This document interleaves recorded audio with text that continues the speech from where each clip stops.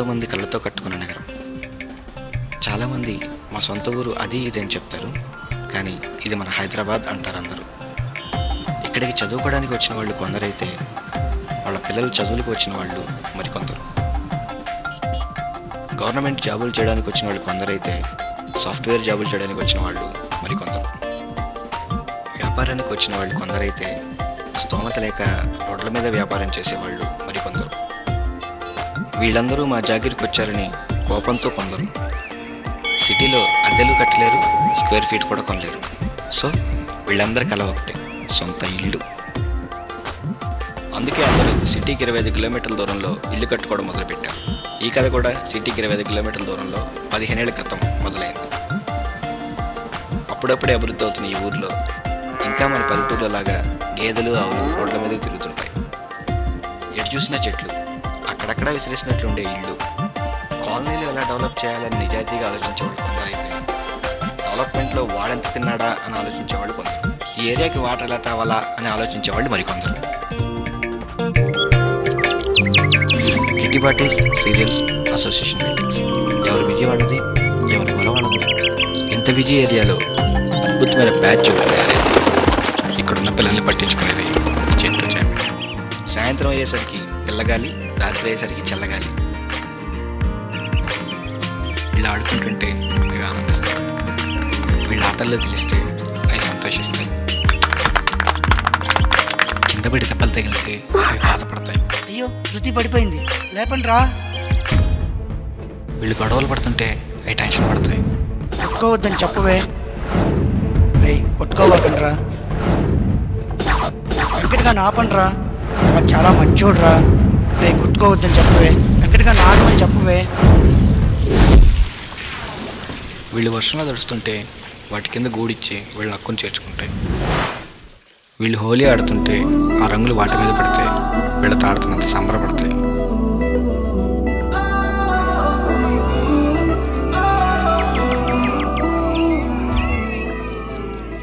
ఇక్కడ పిల్లలతో పాటు ఆ ఏరియా కూడా పెరిగి పెద్దదైంది. రోడ్లు బిజీ అయ్యాయి, సరే గుంతల రోడ్లు అయ్యాయి. ప్రకృతిపై పొల్యూషన్ మొదలైంది. బ్యాంకులు, బార్లు, గుళ్ళు, బళ్ళు, పార్కులు, పార్లర్లు, హోటల్స్, హాస్పిటల్స్, పానీపూరీలు, పావుబాజీలు, చైనీస్ ఫుడ్స్, పిజ్జాస్, పెట్రోల్ బంకులు కూడా వచ్చాయి. కానీ ఈ ఏరియాకి మంచినీళ్ళు మాత్రం రాలేదు. ఎందుకంటే డెవలప్మెంట్లో వాడెంతున్నాడో వీడెంతున్నాడో అని ఆలోచించేవాళ్ళు ఉన్నంతకాలం అభివృద్ధి ఆరు బయట ఉంటుందేమో. మెల్లగా చెట్లు కనుమరుగవుతూ అపార్ట్మెంట్లు కూడా మొదలవుతున్నాయి.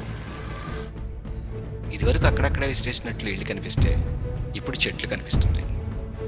ఈ ఏరియాలో చెట్లులాగానే ఈ బ్యాచ్లో జనాలు కూడా పలచబడ్డారు. గ్రీన్ కార్డు మీద మోజుతో మీసాలు వచ్చాక వీసాలు తీసుకెళ్లిన వాళ్ళు కొందరైతే అయినా అబ్బాయిలతో స్నేహం ఏంటే అని బయటికి పంపిన పేరెంట్స్ కొందరు.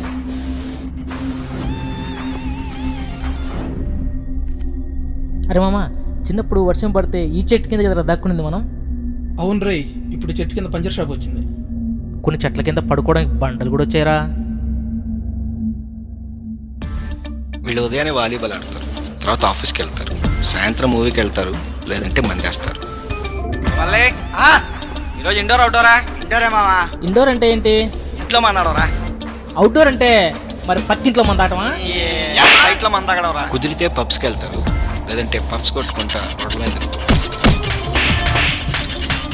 అందరూ చిన్న చిన్న స్థలాలు కొనుక్కున్నారు, పెద్ద పెద్ద ఇల్లు కట్టుకోవాలని ఆలోచిస్తున్నారు. చెట్లు కనుమరుగవుతున్నట్టే నాన్ లోకల్ ఎక్కువై లోకలిజం కనుమరుగవుతూ ఆధిపత్య పోరు నడుస్తున్న రోజులవి. Just Chantigadu local.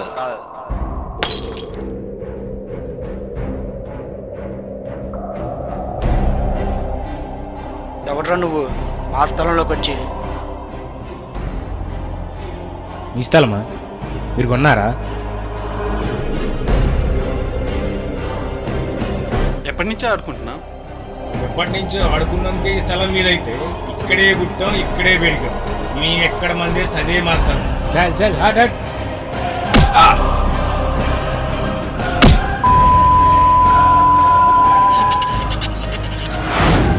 ఎరా తీసుకెళ్తావా తీసుకొస్తావా ఇంకెవరినైనా?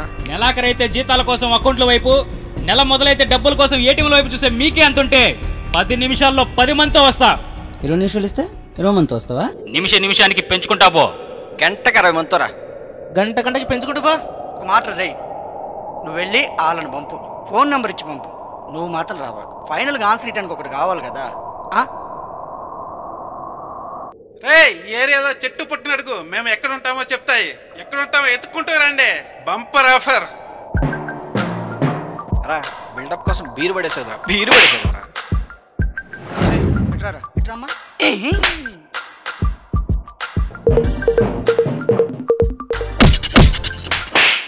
ఎన్నికలు ఇరుక్కొని రాకపోతే ఎన్నో వేసుకురావచ్చు కదా. బడ్జెట్ ప్రాబ్లం ఏమోరా.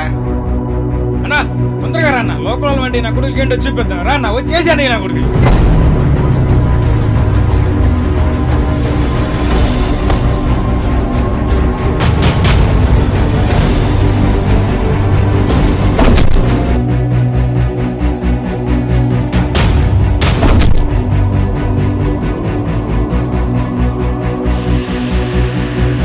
అవసరాన్ని బట్టి వాలీబాల్ని ఫుట్బాల్లో ఆడతాం, సమయాన్ని బట్టి సాఫ్ట్వేర్ ఎంప్లాయీస్ రౌడీలా మారుతాం.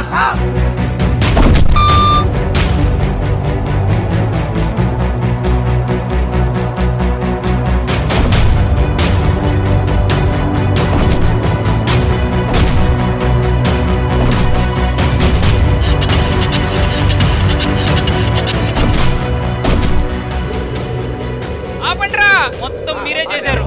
ఫైట్ స్టార్ట్ చేయమన్నారు, తీరా స్టార్ట్ చేశాక వెనక్కి తిరిగి చూస్తే మొత్తం మీరే ఉన్నారు. ఇప్పటికి నా బాల్ మీ చేతిలోనే ఉంది. సుబ్బు, కొడతావా? కొట్టు. లోకలా బ్రోకర్లా జోకర్లా మాకు అనవసరం.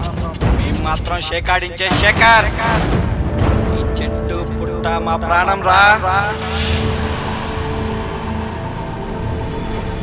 ఏయ్, ఎల్లుండి ఉదయగారి స్థలం శంకుస్థాపన రా. అవును. వెళ్ళి ఆ స్థలం క్లీన్ చేసి ఓ పట్టు పడదాం పదండి. ఓకే.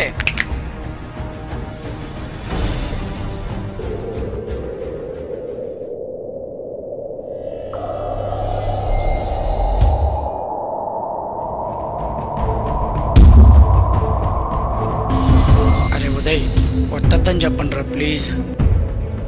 ఇప్పుడే కదరా ఇక్కడున్న చెట్టు పుట్ట నా ప్రాణం అన్నారు. మీ ప్రాణం మా మీద కాదురా, మీ భూమి మీద.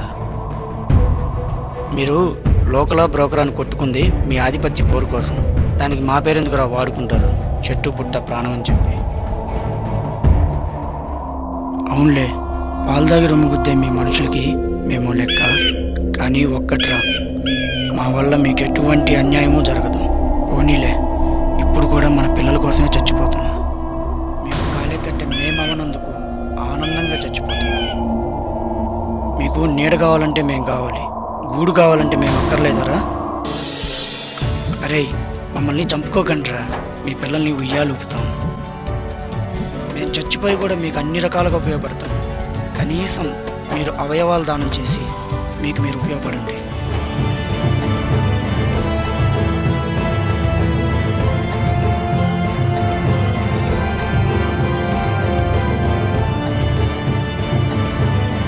వేరే గ్రహాల మీదకి కృత్రిమ ఆక్సిజన్ పెట్టుకుని వెళ్తున్నారంటే అక్కడ చెట్లు లేకపోవటమే. ఆ ఒక్క అదృష్టం మన భూమి మీదే ఉంది. ఇప్పటికీ బెంగళూరు లాంటి సిటీలో చెట్లను నరికితే మనుషులను చంపినంత నేరం. కానీ మాకు అటువంటి రైట్స్ అవసరం లేదు. మీరు చెట్లను కొట్టేయద్దని నేను చెప్పట్లా. మానవ అవసరాలకు ఒక చెట్టును నరికినప్పుడు దూరంగా 4 చెట్లు నాటండి రా. మమ్మల్ని బ్రతకనివ్వండి, మీరు బ్రతకండి, మనం బ్రతుకుదాం.